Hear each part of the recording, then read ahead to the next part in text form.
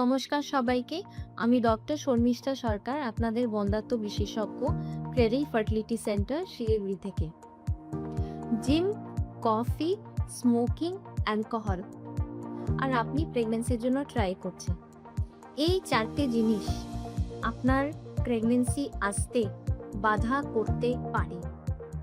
প্রথম আমরা জিমিং নিয়ে কথা বলি।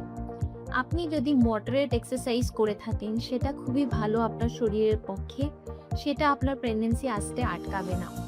কিন্তু যদি আপনি হেভি এক্সারসাইজ করে থাকেন, হাজব্যান্ডও জিম করেন আর এক্সট্রা সাপ্লিমেন্টস নেন, স্টেরয়েডস নেন, অনেক সময় টেস্টোস্টেরন থাকে, এগুলো নেন, তাহলে সেটা প্রেগন্যান্সি আসতে বাধার সৃষ্টি করবে।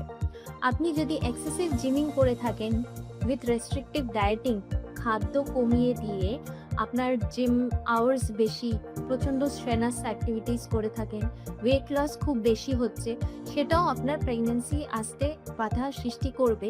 কারণ একটা মিনিমাম অ্যামাউন্ট অফ ফ্যাট থাকা দরকার, যেটা দিয়ে আপনার ওভুলেশন রেগুলার হবে, আর ওভুলেশন রেগুলার হলে আপনার প্রেগন্যান্সি আসতে সমস্যা হবে না।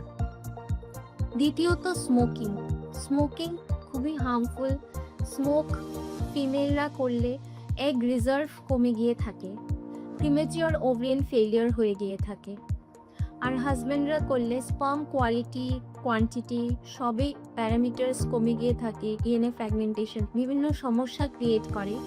তাই এটা আপনার বন্ধ করে দিতে হবে মিনিমাম 3 মাস আগে। অ্যালকোহলও বাধা সৃষ্টি করে প্রেগন্যান্সি আসতে। তার জন্য অ্যালকোহল যদি হাজব্যান্ড থাকে অকেশনালি করতে পারে, কিন্তু ওয়াইফের একদম বন্ধ করে দেওয়া দরকার। স্পেশালি এটা বাচ্চা যদি প্রেগন্যান্সি কনসিভ করে গিয়ে থাকে, সেটা অ্যালকোহল সেই প্রেগন্যান্সি মিসক্যারেজ করাবে বা আপনার কিছু জেনেটিক প্রবলেমস করিয়ে দেয় বেবিকে। তার জন্য অ্যালকোহল পুরোপুরি বন্ধ করে দিতে হবে।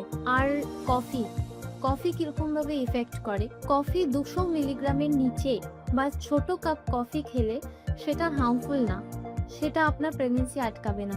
কিন্তু আপনি যদি এক্সেসিভ কনজাম্পশন করেন কফি, আপনি 2-3 কাপ করে কফি খাচ্ছেন বা কার্বোনেটেড সোডা খাচ্ছেন বা অন্য কোনো প্রোডাক্টস খাচ্ছেন যেটার মধ্যে ক্যাফেইন আছে, তাহলে আপনার প্রেগন্যান্সি আসতে সমস্যা হবে।